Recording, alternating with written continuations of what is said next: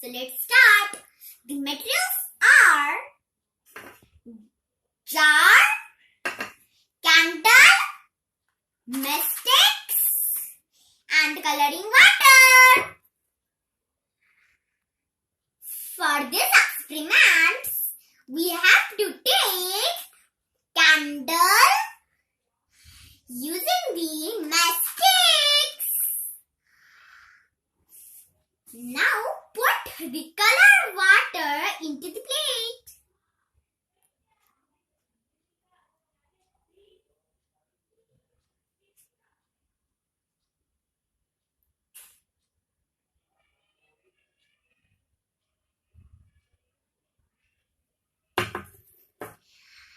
Now place the jar into the plate.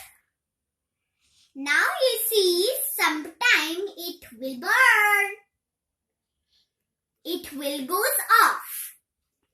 See friends? Wow! Look